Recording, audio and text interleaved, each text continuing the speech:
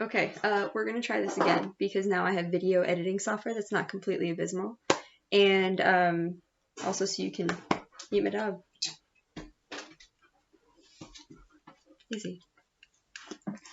So you all are high school students, which is awesome because this is this really cool time where if you're thinking about college, you're about ready to head in. And especially if you're thinking about STEM, you're going to probably have a pretty rigorous curriculum from start to finish. So it's really, really cool that you're thinking about these kinds of things now. So hopefully by answering Mr. Bortz's questions, I can sort of offer my perspective as a PhD student and then eventually kind of what the process is like to become certified as a clinical medical physicist, which is sort of my end point.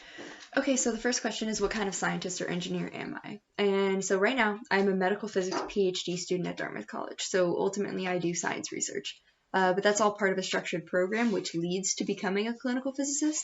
And being a medical physicist has a lot to do with several things in either imaging diagnostics or radiation therapy for cancer treatment. And those things include providing clinical services for creating radiation therapy treatment plans for patients, especially more complex ones.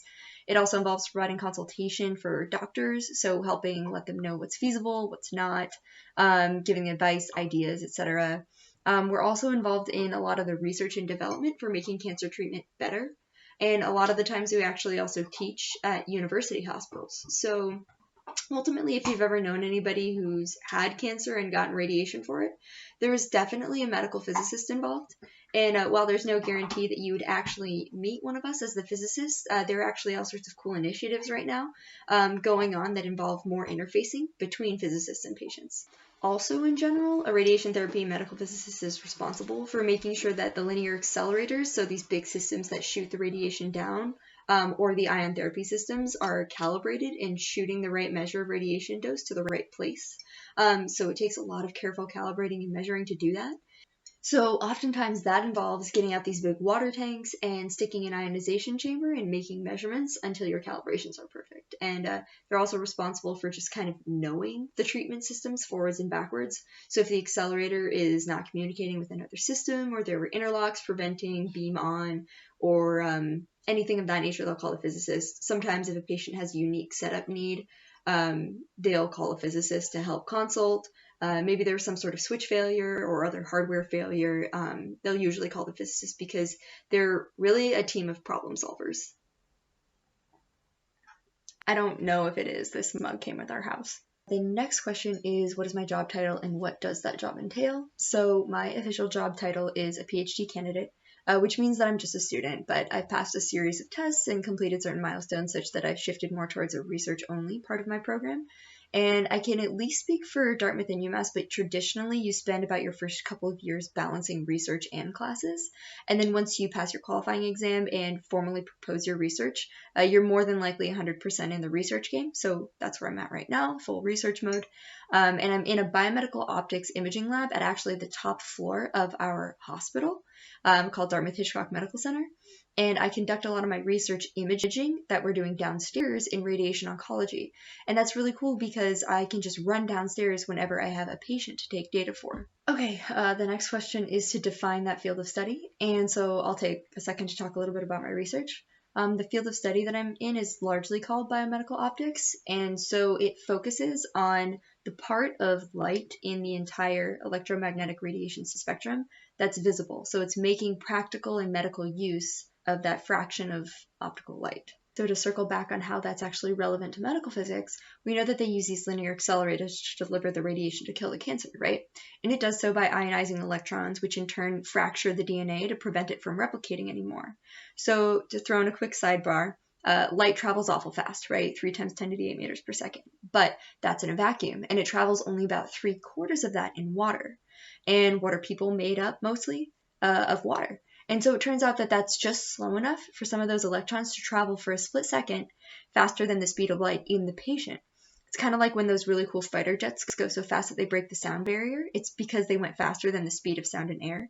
So these electrons are just going faster than the speed of light in the patient, which, let's face it, yeah, we're mostly water. So when that happens, this coherent wavefront emits in phase. And these waves are predominantly in the optical part of the spectrum and make up what's called Cherenkov light.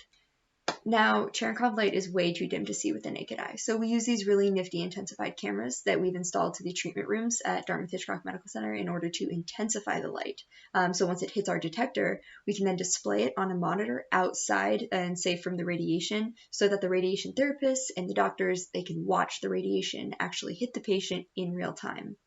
So one thing that's really good for right off the bat is you get this really unique way to ensure quality control. So it doesn't happen too often, but when it does, you would want to know about a problem that arises rather than continue treating a patient wrong for their entire treatment.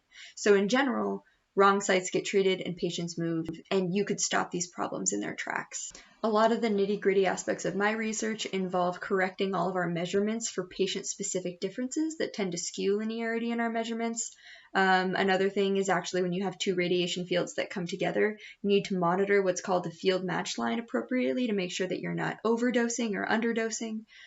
So those are a couple of the things that I work on, but I won't bore you with the details on that material for now. Okay, what kind of education did it take to get to where I am now is the next question.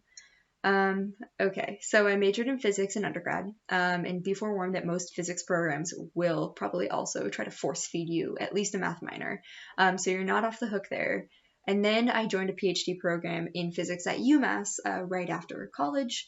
My lab moved to Germany for a while, and then not for any big reason, but a few small reasons, I mastered out of my PhD program and applied to Dartmouth and moved back to the United States. And once I graduated from here, I'll have to do a medical physics residency program that's usually 2 to 4 years. And I'll just basically do that to gain any of the clinical experiences that you might have missed out on in your PhD. I'm actually really fortunate that I have exposure to all of these things in my program now, but some programs don't have this much clinical exposure. And so then after your PhD, after your residency, you have to take what are called the 3 rounds of the American Board of Radiology certification exams. I take one on December 7th this year, and then I'll take the next one after my residency, and then the last one about a year after practicing in the field as a medical physicist. Another couple things that have been really, really integral and critical to my educational experience has been working a couple internships in past summers, including one at a proton therapy center, which was really hands-on, and then also one at Memorial Sloan Kettering Cancer Center in New York City, which was more computationally focused. I was developing 3D visualizations in their software and made an algorithm that isolated hot and cold spots in or around the tumor. This next question is, what are some things that I like about my job? I love my job. I love being a problem solver. I like when other people need specific things and I can take what they have combined with what we have and help them figure something out. I love the rewarding feeling that I get doing research specifically geared towards effective cancer treatment. I like just being down in the clinic and working with the other physicists and the oncologists and the radiation therapists. I really like that my work involves and benefits people. I also really like that it gets me around the country. I travel a lot. Research brings me to at least 2 or 3 cities that I've never been to, probably each year. I also got to live in Germany for a year and work all over the country. Mostly though, definitely mostly, I like the friends that I've made. Being a graduate student has been a really unique balance of taking on this really diverse workload. Like one week you're tearing your hair out over an assignment, and the next week you're running a bunch of experiments because your advisor has a grant due, and the week after that you're writing a chapter in a textbook or getting a paper back and getting the revisions back to the journal editor. And those people, those friends that you've made, completely understand that, and I've never had a better support system than I've had in graduate school.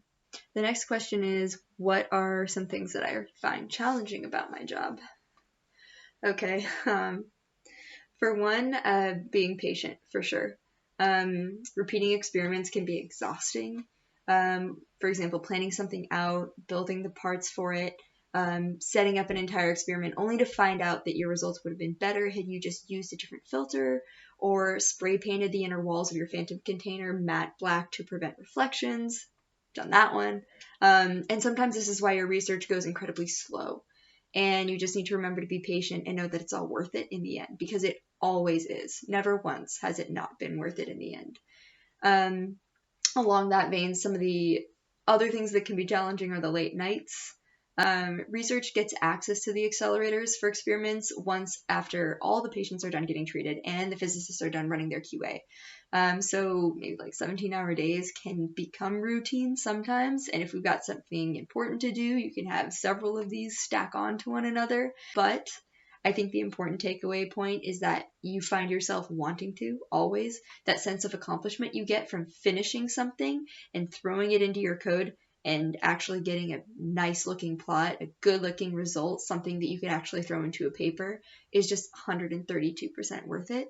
Hello and welcome to Vermont, where it is cold all the time. Okay, what advice do I have for young people who want to go into my field someday? Okay, so I'll start with something general. For all STEM disciplines, it is okay to not know something.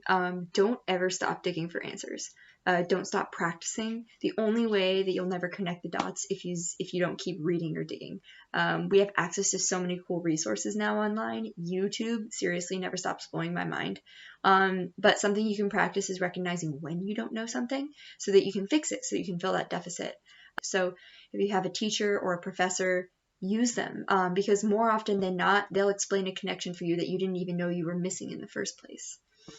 And then secondarily, and specifically if you're more interested in grad school, one huge piece of advice is to dip your toes in research. Apply for NSF internships, NIH funding, email people. My position that I got in New York at Memorial Sloan, I got from emailing the chief physicist there and sending him my CV and saying, hey, take a look at my background and see if you have anything that kind of fits with something you need done. I'd love to come work for you. So you never know what you're going to get if you don't take that opportunity. Like, let them tell you no. It's okay to be told no, but you would never know if you hadn't tried. And I'm not going to pretend like it's not a long process, because it is. But in my totally biased opinion, that's the wrong way to look at it. It might be cliche, but it is 100% the journey, not the destination. And this process has given me so much life experience, and I've enjoyed quite literally every second of it.